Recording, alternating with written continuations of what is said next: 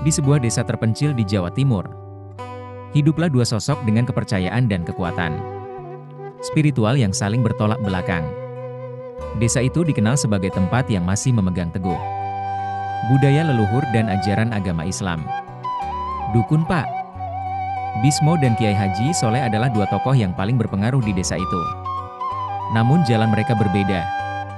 Pak Bismo, seorang dukun sakti yang diturunkan ilmu sejak zaman leluhurnya, dikenal bisa berkomunikasi dengan makhluk halus dan mengendalikan kekuatan gaib untuk membantu masyarakat. Ia sering diminta tolong oleh penduduk desa untuk menangkal penyakit, membuka aura rezeki, atau bahkan untuk melindungi rumah dari kiriman santet. Pengikutnya sangat banyak, terutama mereka yang masih percaya dengan adat dan tradisi gaib. Sementara itu, Kiai Haji Soleh adalah seorang pemuka agama yang baru datang ke desa itu beberapa tahun yang lalu. Ia membawa ajaran yang murni bersumber dari Al-Quran dan Sunnah. Kiai Soleh berusaha mengajak masyarakat meninggalkan segala bentuk perdukunan, percaya hanya kepada kekuatan doa dan ibadah kepada Allah. Pengikutnya juga banyak, terutama kalangan muda yang mulai meragukan ilmu gaib. Persaingan antara Pak Bismo dan Kiai Soleh semakin mencolok ketika Pak Suradi, seorang penduduk desa yang dihormati, tiba-tiba jatuh sakit. Penyakitnya aneh, tubuhnya lumpuh, mulutnya berbusa, dan setiap malam ia berteriak seperti kesurupan. Keluarga Pak Suradi panik dan bingung, mencari segala cara untuk menyembuhkan penyakit itu. Keluarga pertama kali mengundang Pak Bismo untuk melakukan pengobatan. Ini jelas kiriman santet dari seseorang, kata Pak Bismo saat melihat kondisi Pak Suradi. Hanya dengan kekuatan leluhur, kita bisa menghentikannya. Ia menyalakan dupa, menaburkan bunga 7 rupa, dan mulai melantunkan mantra. Namun setelah beberapa kali mencoba, kondisi Pak Suradi tidak kunjung membaik. Di sisi lain, para pengikut Kiai Soleh menganggap bahwa penyakit Pak Suradi adalah ujian dari Allah dan bisa disembuhkan dengan memperbanyak ibadah dan doa. Hanya kepada Allah kita memohon pertolongan, kata Kiai Soleh. Ia datang ke rumah Pak Suradi dengan membawa beberapa santri untuk membacakan Yasin dan melakukan ruqyah syariah.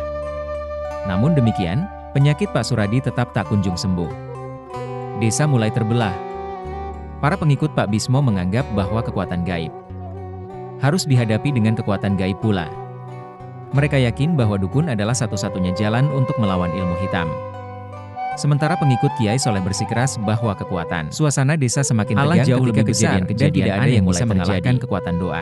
Setiap malam, terdengar suara-suara aneh dari arah hutan. Penduduk desa melihat bayangan hitam melayang di atas rumah mereka. Dan beberapa di antaranya mengalami mimpi buruk yang sama, sosok hitam tinggi yang menyeramkan muncul dan mengancam akan menghancurkan desa. Banyak yang percaya bahwa ini adalah akibat dari pertarungan spiritual yang tak terlihat antara dukun dan kiai. Di puncak ketegangan, keluarga Pak Suradi memutuskan untuk melakukan sebuah ritual besar. Mereka meminta Pak Bismo untuk melakukan upacara besar di rumah mereka, berharap dapat mengusir segala kutukan dan penyakit yang menimpa Pak Suradi. Ritual itu diadakan di malam Jumat Kliwon, malam yang dianggap sakral oleh para pengikut ilmu gaib. Pak Bismo membawa sesaji, menyiapkan berbagai alat, dan mulai memanggil makhluk halus untuk membantunya. Namun, Kiai Soleh dan para santrinya juga tidak tinggal diam. Mereka merasa bahwa segala bentuk ritual semacam itu adalah syirik dan harus dilawan. Mereka mengadakan doa bersama di masjid, melantunkan ayat-ayat suci sepanjang malam, meminta perlindungan dari Allah. Malam itu, terjadi pertarungan spiritual yang besar. Di rumah Pak Suradi, suasana mencekam ketika Pak Bismo mulai membaca mantranya. Angin kencang bertiup, seolah ada sesuatu yang tak kasat mata bergerak di sekitar mereka. Api dupa yang menyala-nyala seakan menari mengikuti irama mantranya. Bayangan-bayangan hitam mulai muncul dari kegelapan, mengikuti perintah Pak Bismo untuk menghancurkan kutukan yang menimpa Pak Suradi. Di sisi lain, di masjid, suasana terasa khusyuk dan hening. Kiai Soleh memimpin doa, melafalkan ayat-ayat Al-Quran dengan penuh kehusyukan. Suara-suara santri yang melantunkan zikir memenuhi udara, menggetarkan hati siapapun yang mendengarnya. Kiai Soleh yakin bahwa hanya kekuatan Allah yang bisa mengatasi semua ini.